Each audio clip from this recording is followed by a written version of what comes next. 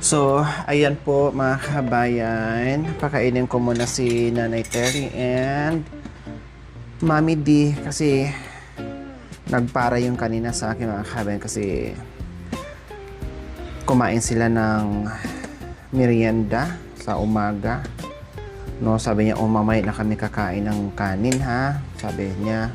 So sabi ko, okay sige, mamaya kanina pagbisita ko ay tulog si Nanay Terry. Tulog si Nanay Terry. So ngayon sandokan ko na. Gisingin ko na lang kasi super late na yung ano nila. Super late na yung kanilang kain.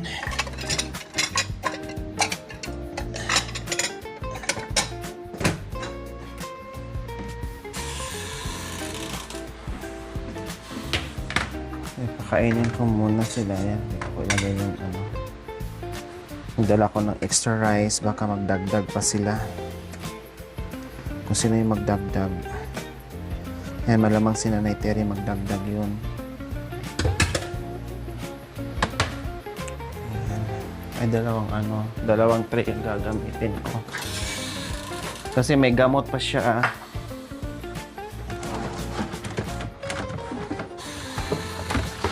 May gamot pa siya mga kabayan.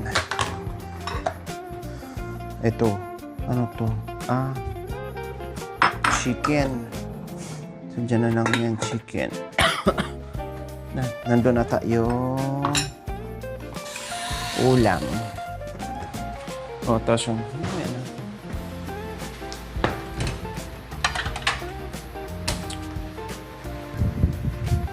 So, ayan yung kanilang ulam mga kabayan. Calderitang pork. Ang hilig ni Nanay Terry. Itong paborito niya.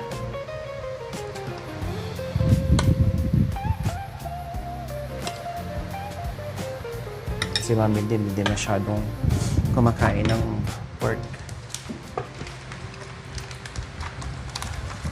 Then yung kanyang gamot. Ito yung kanyang gamot mga kabayan. Ay, nasaan na yung kalahati? Yeah, kalahati na. Ito. Oh, then inumin niya ito mga kabayan. Ito na yung ano niya, gamot. Lado no? Meron. So, rasyon na naman sa pasyente natin. Kainin muna natin. Si Manong di umakyat sa taas. Yes, mag-deliver na naman tayo ng rasyon sa ating mga pasyente. Kasi si Mami D po mga kabayan, nakainom din po ng gamot yan, pang pagising, pang pa-hyper. So si Nanay Terry naman ay pang patulog.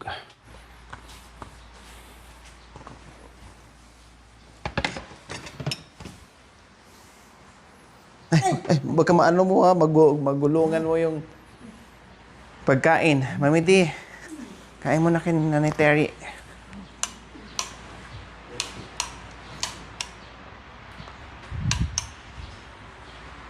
Kain mo na kay ni ano.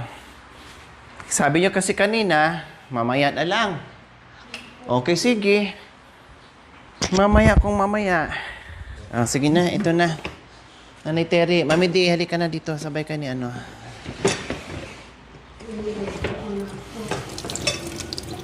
Ha? Hindi, kasi kanina sinilip ko kayo. Ang sarap ng tulog nyo. Kaya sabi ko, sige, di bali, hatid ko na lang. Yung ano pala, naghilamos pa ang dalaga namin.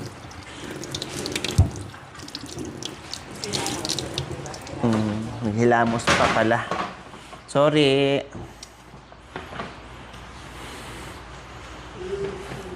Sarap ng tulog ni, Nanay Terry.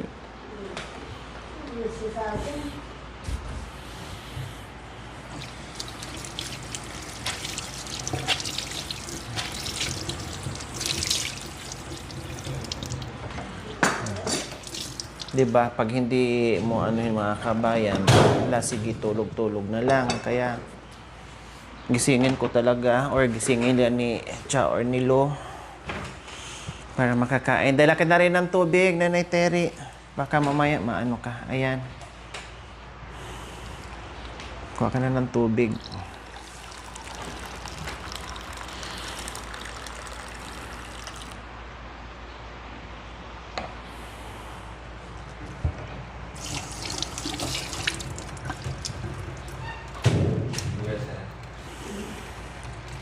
Dito ka, Mami D. Ano naman mag-pray?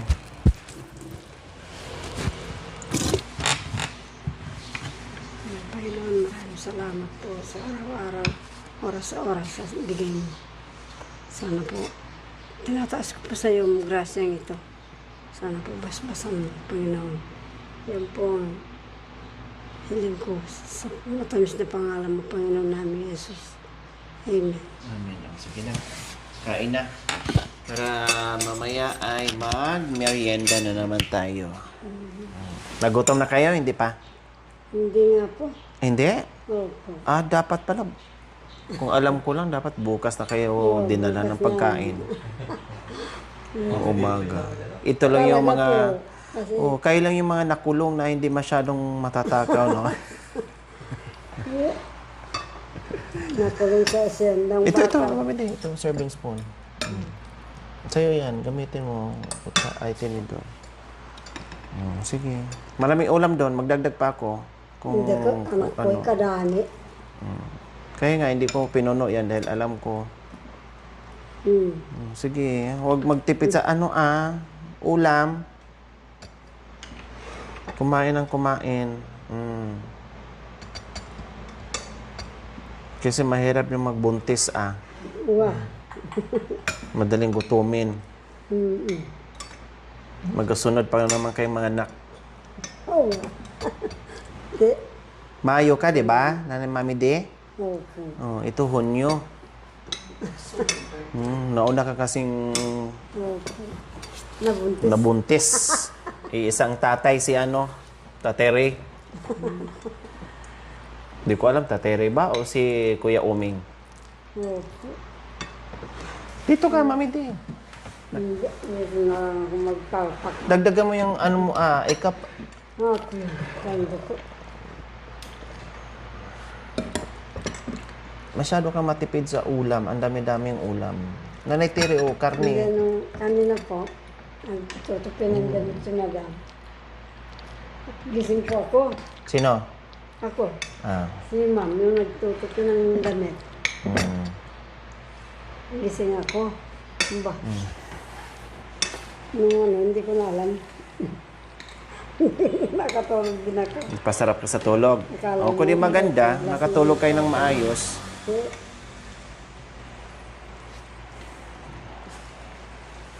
Napasarap kayo sa tulog kasi parehas kang dalawa na naligo.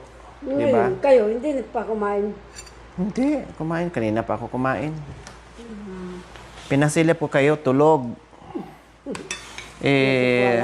Sabi ko, sige, hayaan mo muna kasi nagpara yung sa akin si Mami D na mamaya na daw sila kakain. Kasi busog daw. O, kundi, sabi ko, sige, mamaya, patulogin nyo muna. Kundi mainam na nakatulog kayo.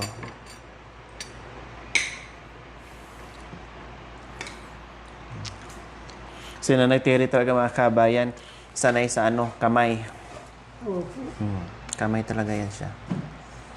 Hindi ako, kahit sa bayan ako ang... Ganun naman din ako. Parehas naman kami ni Nanay Terry. Kahit po sa bundok ka. Kahit may yan, kahit may sabaw yung mga kaway, kinakamay ni Nanay Terry kahit may Kutsara ko, sabaw. kahit buho lang anak ko. Si Mami di kasi sanay sa syudad. Kahit naalala ko yung awak-awak ko, yun po. Buho po yung ginagawa ko. Dito kanina, nagdala ako ng extra rice. Kaya tinapon ko lang. Yung mga buho na ginawa ko. Na kutsara. Para.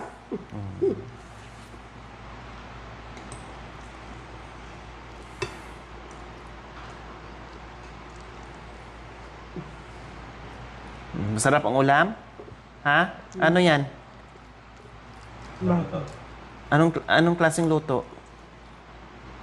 Minudo. Ha? Minudo. Malaki lang hiwa ng Charlene. Namali ng hiwa si Charlie. Minudo pala itong niluto. Ang lalaki ng hiwa. Pero ako mga ano ito, Ano yan? kari-kari. Parehas kayong dalawa na walang sakto.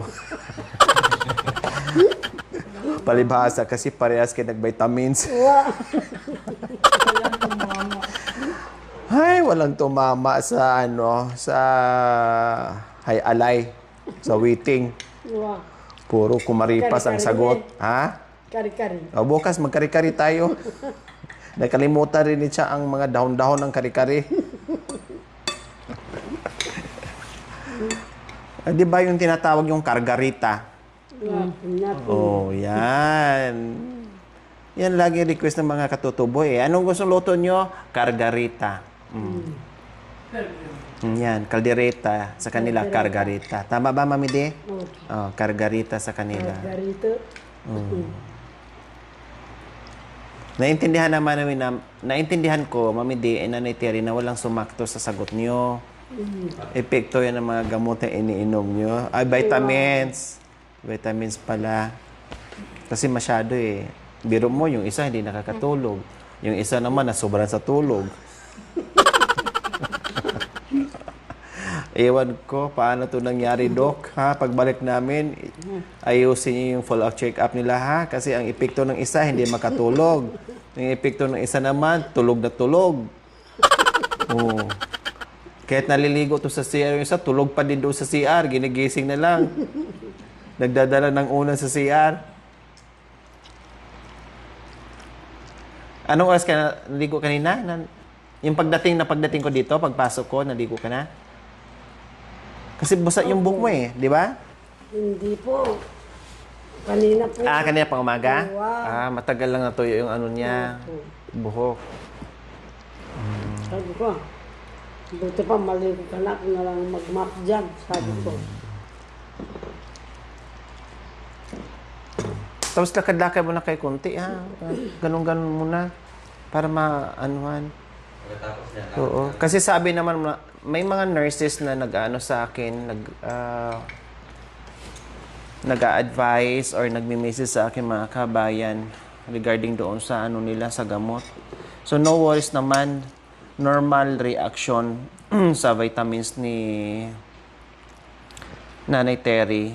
Yung mga ganyan, tulad ng dizziness, yung parang lashing, ganyan.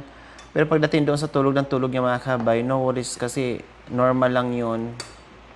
At yung sinabi ni Nanay Terry na parang gumagalaw yung mga kalamna niya, gumagalaw yung mga buong katawan niya mga kabay, parang nakukuryente. Normal lang yun. Nung unang inom niya, ganyan. No? Nung unang inom niya, ganyan daw naramdaman ni Nanay Terry. Pero itong mga isang linggo ng mga kabayan, wala na. At nakakaligo na siya, nakakabangon na siya, Dito nga, sinasaway nga lagi ni Mami D eh. Kasi natatakot si Mami D, baka mamaya daw ay madulas or maano dyan. Kaya, Ay, dito.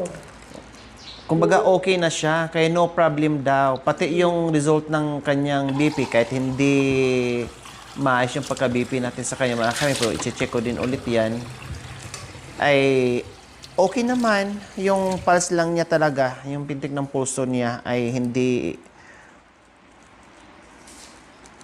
normal. Kasi mabilis po mga kabayan. Siguro, dahil inom ng gamot, no? Talagang ganun ang palpitit ng ano niya, ng kanyang pulso. At hindi naman tayo mag-alala kung maano siya mga kabayan, no? Tulog siyang tulog, hindi naman daw siya ma-high blood. At saka isa pa, alam naman ng ano yan, alam naman ng doktor kung paano. Kaya nga sinabi sa akin na ganito dapat, kapag naramdaman mo na talaga na sobrang lango niya, ay ganito dapat, i-adjust mo. So ginawa ko naman po yun. And then, naging okay naman si Nanay Terry. Doon lang sa una. Pero wala tayong dapat ipangamba ni Nanay Terry, ma-high blood ka tutulog, no, hindi. Alam naman ng doktor, syempre, no? Alam naman ng doktor yan, kabisado lang ginagawa nila. Basta sundin lang natin yung mga advices kung anong sinabi ng doktor, no? Pero yung pagtulog-tulog, high blood, hindi po maano. Oh, anuhin mo na, kuha ka ng tubig. Uminom ka ng maraming tubig din. Tumataba nga si Nanay Terry eh. O, lalo na ngayon, kasi yung masarap kumain si Nanay Terry, no? Plus.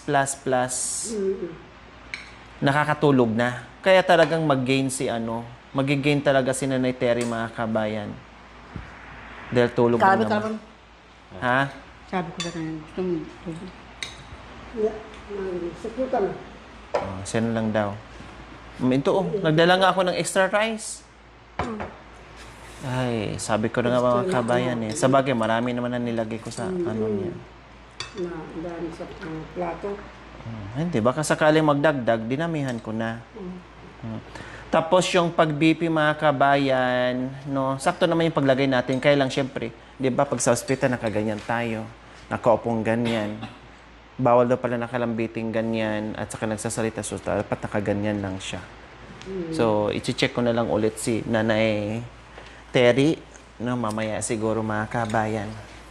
Then bawal magsalita at pagod ka rin, kailangan magpahinga muna bago BP kasi syempre iba ang noon, hindi normal ang result mga kabayan kapag sabayan natin na hindi proper, wala sa proper yung pagkuha ng BP mga kabayan. O, bakit? Saan ka? Ha? Punta akong banyo. Ha? Banyo. O, sige. Ito, tatanggalin na lang to dito kasi nahihirapan minsan si Nanay Terry. Saan ko ilalagay? Ha? Ano po, saan ko ilalagay dyan eh? Hindi po, lalabang ko muna na po. Hindi, labahan mo muna tong sapin. Opo. Bago mo ilagay. Kasi nahirapan siya eh. Naabutan ko lagi nakaganyan yung Hayaan mo muna siyang mas maganda pa nakalapat siya kasi nga ayaw nila mag-foam kahit si Mami D. Ito nga may malaking foam dito, tinatabi nila. So, tanggalin mo muna to kasi para hindi siya mahirapan sa tanggalin na lang to mamaya. Pero yung sapin, bago ay anuhin muna, labahan muna. Tapos downihan. Wala pong downy dyan, ma'am. Ang hingi ka ni Cha. Tapos na?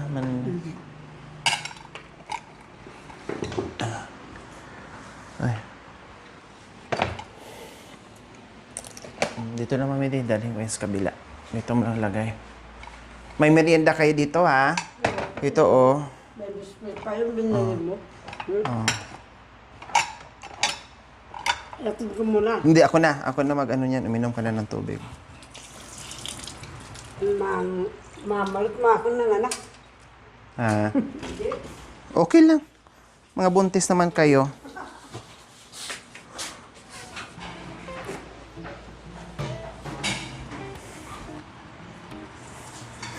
Yung sapin nito, ha? Manini, ay, Mami D.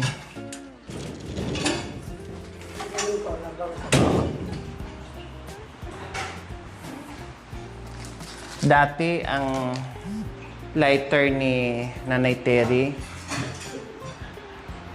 ang katabi nito is tabako. Ngayon, merienda na. Laging tabako ang katabi nito. Nasaan na ba ang tabako? Bakit yan na lang? Ha?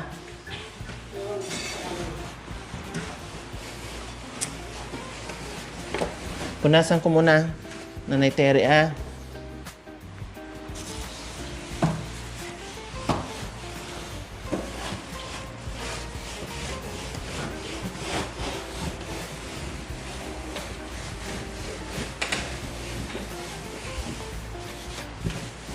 Excuse mo na. Punasan ko lang yung mo.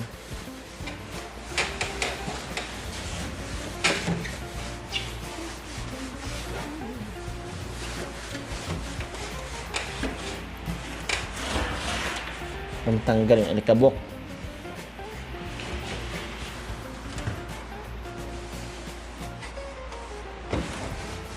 Teka, wait lang. Punasan ko pa ulit.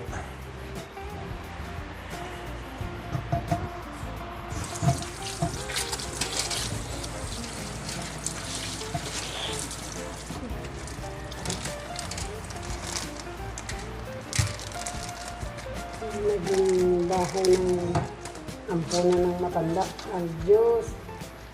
Alay, Mami D. Naging bahay ng ampunan ng matanda yung bahay.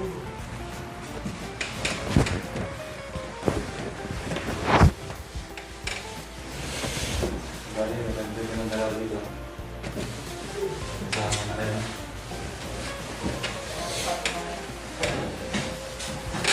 Sila yung mga bagong pasyente mo.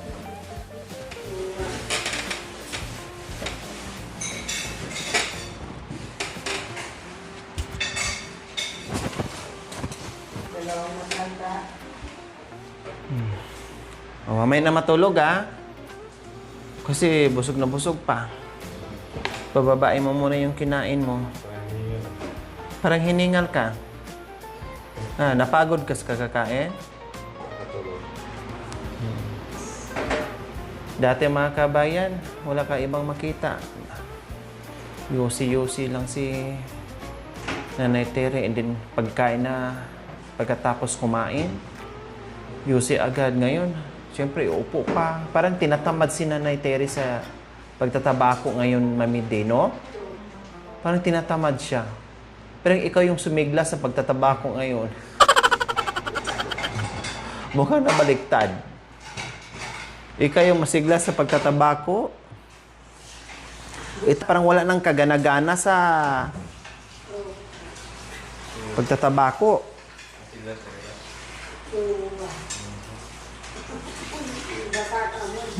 Tingnan mo, sa sobrang sigla mo sa tabako, hindi ka na nakakatulog.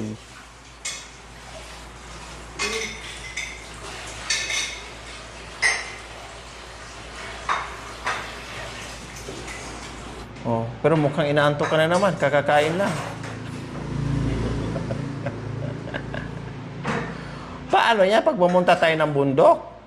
Sige tayo pahinga, matulog tayo sa tabi ng ano? Matulog sa tabi ng pader. Ang layo pa naman ang puntahan natin, tapos wala na. Sa bagay, marami namang madadaanan na daon ng saging, ne? Oh. Kaya baon-baon mo yung ano, daon ng saging. Para kung saan ka abutin ng antok, hala, sige, pahinga muna, tulog muna tayo. Kaya mo pa kayo maglakad ng bundok, Nanay Tere? Kaya pa. Kaya pa? Paano kung antukin ka nga eh? Matulog saglit. Matulog sandali sa ano dami. Kasi mamamasyal tayo eh. Mamasyal lang naman. Kukuha lang tayo ng saging doon kasi na-miss na natin kumain ng saging. Kahit man isang buwik, tapos balik lang din tayo agad dito. Ne? Kukuha lang tayo ng ano doon, kung anong meron doon. Halimbawa, gabi, saging, kung anong mapipitas natin doon. Then, siyempre, pagkahapon, balik lang din tayo. Papunta tayo ng maaga. Okay lang? Or hindi kaya? Kaya? Saging, mangga, bayabas. Marami ng mangga doon ngayon, Mami D. Kasi ang dami na sa palengke. Bayabas. Kaya doon yung mga kabayan. Titingnan natin kung talagang kakayanin niya ang pumunta ng bundok. Hindi naman masyadong mahirap ang mga kabayan kasi kalsada naman ang dinadaan. Yung papunta doon sa kanila, papunta kay July. Sa iba, yes, sobrang hirap po mga kabayan. Yun nga lang, sobrang haba. Akala mo lang katapos ang akyat sa bundok mga kabayan. Sa bagay, nakayanan nga namin pumunta ni Nanay Terry na nung unang punta natin Nanay Terry na ulan, no? Grabe yun. Sa kanila, putol-putol pala naman sa metro. Ay, akala ko tuloy. Putol-putol po yung sa metro paakyat sa kanila. Wala. Mangingitim ka na naman doon. Papayat ka na naman. Pag doon ka titira, gusto mo ba bang tumira sa bundok? Siyempre, gusto. Gusto mo pa rin? Ayaw mo na dito? Gusto ko rin. Gusto ko rin. So saan ang pipiliin mo? Bundok o dito? Pares lang. Aday. Parehas lang? Akala ko sabi mo, ayaw mo na ng bundok dahil mainit. Si Kapapay ba man? Mahirap ang mga lakal ng puso. Eh lalo na ngayon, namatay na lahat ng... Saging ng umuko. Oo. Saging ng amukaw dahil sa sobrang init. Wala nang mapupuso.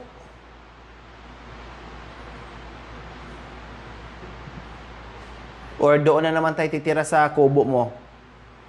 Pwede ba kami doon ni Mami D titira? Doon muna ako sa kubo ko. Doon tayo titira? Okay lang doon. Magkasya tayong tatlo doon ni Mami D? Magkasya daw tayo doon tatlo Mami D. Magsiksikan tayo doon. Ay, apo. Meron ka namang muskitero doon eh. Di ba? Yun nga lang, wag lang tayo magsaing-saing doon. Baka mamaya matupok tayo. Kainin ng apoy yung tinutulugan natin. Yung tumak. Wala na.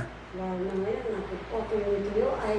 Oh, so ayan po mga kabayan, tapos ko na silang pinakain ng tanghalian, then uminom na rin ng gamot si Nanay Terry kaya nakaramdam na naman ng antok, kakakain lang. Okay, sige po mga kabayan. Huwag po kayo mag-alala na matulog si Nanay Terry dahil kahit papaano ay nakakapag-adjust na rin yung kanyang katawan mga kabayan. Ganon talaga, normally, reaction sa kanyang vitamins na matulog ng matulog. Dahil yun nga talaga ang dapat na makatulog para makapahinga at makarelax ang mind ni Nanay Terry po mga kabayan. At huwag po kayo mag-alala dahil alam ng doktor yung dosage niyan, no? At sinabi naman sa akin na ganyan para kahit paano gumanda at umayos yung tulog ni Nanay Terry mga kabayan. At salamat sa lahat ng concern na nag-message sa akin. Pinaabot nyo sa akin mga kabayan. Highly appreciated po yon. Maraming salamat. Okay, bye-bye na tayo Nanay Terry. Bye! Bye po. Thank you for watching. Don't forget to like, share, and subscribe.